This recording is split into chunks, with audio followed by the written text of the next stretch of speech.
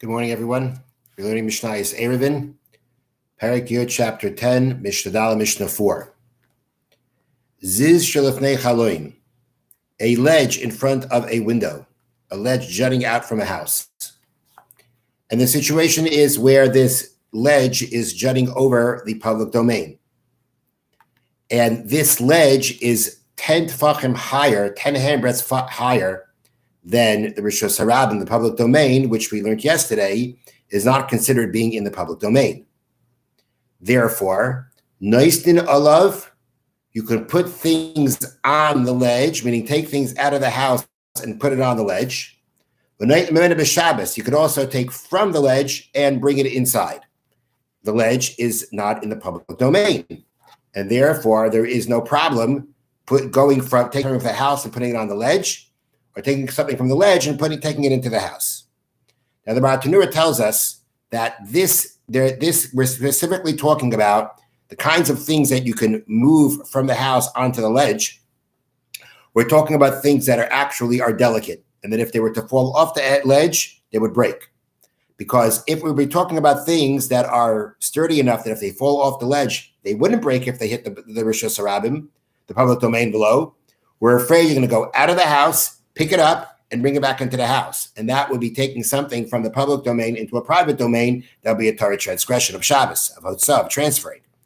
So therefore, we're specifically talking about the things you can put on the ledge are things that are delicate, and therefore, being that they're delicate, were they to fall off, they would break, and then you wouldn't be going to retrieve them. Okay, now another thing that needs to be clarified is the following. So this ledge, what are the dimensions of this ledge? The Mishna doesn't specify what those dimensions are, which would mean that even if the ledge were 4 tefachim by 4 tefachim, 4 long, 4 wide, that actually are the dimensions of a carmelis. We said if you have something on the ground and it's less than 10 tefachim off the ground, let's say not in the public domain, but it's less than 10 tefachim off the ground and its dimensions are 4 by 4, that's a carmelis. That's considered an area that, according to rabbinic law, you cannot transfer from it into any kind of domain, public or private. So this ledge, if it would be 4 by 4 tefachim, it should seemingly be a carmelis. So how could you transfer from the house to it or from it to the house? Well, the thing is like this. So there is a discussion as to whether something that is 10 tefachim above the ground, it's not sitting on the ground, and it's not in the Rishus Harabim, and it's 4 tefachim by 4 tefachim. It has the dimensions of a carmelis. But basically, it's not on the ground, and it's above the Rishus Harabim. What status does it have? It's rather 10 tefachim higher than the ground. What status does it have? Again, 4 by 4, 4 width, 4 long, but it's 10 tefachim off the ground. 10 tefachim off the ground in a Rishus Harabim, or in anywhere, it's what we call a makim patur, a place of exemption. And a place of exemption, you can transfer from it to anywhere. But here, though, it's in the area of a place of exemption, but it has dimensions. It's something of 4 by 4, which are dimensions of a carmelis. So there is an argument as to whether that does have the status of a carmelis or not.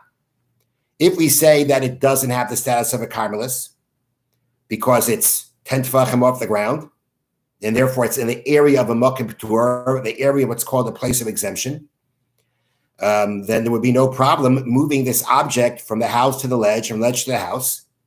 Even if it wasn't a ledge, it could have been a freestanding thing. But if it's going to be 4 by 4, 10 tefachim off the ground, then we consider it a makim patur, a place of exemption. And if it's a place of exemption, it could have been a freestanding thing. If it's higher than 10 tefachim from the ground, then it's a makim patur, place of exemption. You can go ahead and move from it to the house or from the house to it. And as long as we're not talking about something that if it fall into the public domain, it wouldn't break. So we're concerned that maybe you're going to go ahead and retrieve it and back into the house. It should be okay. You don't have to be a ledge. Well, according to those opinions, that kind of situation would be considered a place of exemption, and there would be no problem of moving it from it to the house. The reason we talk about a ledge is because it's the practical case of how you would have going from the house to the ledge and the ledge to the house. Just very practical. Of this, it's just a description of a practical situation where this can manifest itself. But if you do hold that something that is 4 by 4 tvachim and 10 tvachim off the ground is considered a carmelis, then we would have a problem in our Mishnah, seemingly. How can we transform the house to the top of the ledge, or from the ledge to the house? And the answer is because we are specifically talking about a ledge that comes off the house and is used by the people in the house would be something that we would consider it as part of the house. We don't consider it a separate object, a separate area, a separate domain. It's part of the house. It's an extension of the house. And therefore, in essence, it is Rishus HaYachid. Just like the house is a private domain, it's a private domain, no problem going back and forth from it. Just at the same time, being that below is Rishus HaYachid, is a public domain, we wouldn't allow you to put something on that ledge in case it would break, so that in a case where if it would fall, it wouldn't break. Because then we have a different concern that you may retrieve it and bring it back into the house. But once we're talking about something that we're not concerned about, that's something delicate, that were to fall, were to break, there's no problem with transferring from the ledge to the house, from the house to the ledge, because even though it has the dimensions of being a carmelis, and would it be a freestanding thing away from the house, it would be considered a carmelis. Nonetheless, in this case, because it's a ledge, it's right near the house, it's part of the house, it's an extension of the house, and therefore you're going from a private domain to the same private domain. It's considered the same area.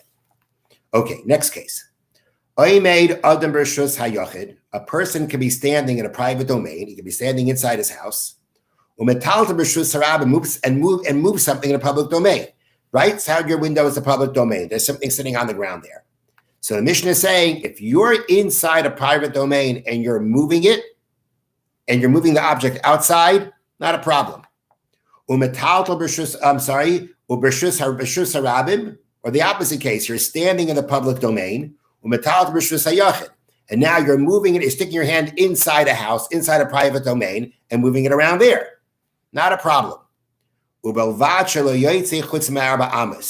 As long as in the case when you're standing in the private domain, moving something in the public domain, you don't move the object more than 4 cubits from where it started. So let's explain this. Do you have a case? The case here is the Mishna saying, you're standing in the private domain, you're moving something in the public domain. You're sticking your hand outside, you're moving something in the public domain. So there's no problem doing that as long as I don't move it 4 cubits, because moving an object in a public domain 4 cubits from where it started off from is in itself a Torah prohibition of moving something in a public domain 4 cubits. So in that case, if you do that while you're standing in the private domain, it doesn't help. You're still moving the object 4 cubits in the public domain. That's a prohibition. So our case has to be, as the Mishnah says, if you're going to be doing this, you have to be doing it less than 3 amas. Okay, so you're standing in the private domain and you're moving the object less than 3 amas. We said there's no problem. What's the Mishnah's? What's the Mishnah teaching us? It sounds okay. It's less than 3 cubits, and you're in the private, and you're not standing in the public domain. You're in the private domain. What would be the concern? The concern could possibly be that while you're standing in the private domain and you're moving the object in the public domain, or vice versa, we're afraid that while you're moving it, you may decide to bring it to where you are, and that would be a Torah prohibition of transferring from a private to a public or a public to a private. The Mishnah says we're not concerned with that. We're not concerned with that. Why? Because we're talking about an object that you don't need.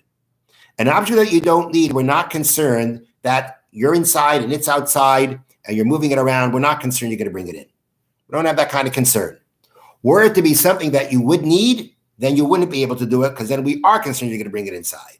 But we're specifically talking about something that you don't need, and therefore we say, if you're in one domain, it's in the other domain. Or let's say the case of the private domain and you're moving in the public domain. As long as you don't move it 3 cubits so that you don't transgress moving something in a public domain 4 cubits, we're not concerned. You can move it less than that. We're not concerned you're going to bring it inside. At the same time, if you're standing in a public domain, you're not allowed to move something less than 3 cubits. That's a rabbinic prohibition. Even though according to Torah law, it's not a problem. Because we're afraid that when you're standing there in a public domain and moving it 3 cubits, you may make a mistake and move it 4 cubits. That's a concern if you're standing in that same domain. But if you're in the private domain, you're in a different domain, then we're not concerned that if we tell you to move it only 3, you're going to move it 4. And we're also not concerned if it's something that you don't need, that you're going to bring it inside. And therefore, the Mishnah says that you could be standing in a private domain and moving something in a public domain, moving in a private domain. We're not concerned you're not going to take it to where you are and thus transgress the Torah prohibition of transferring. Of course, in a case where you're standing in a public domain, moving something in a private domain, you can move it as much as you want because there is no prohibition of moving something in a private domain any amount of area. Have a wonderful day and a wonderful Shabbos.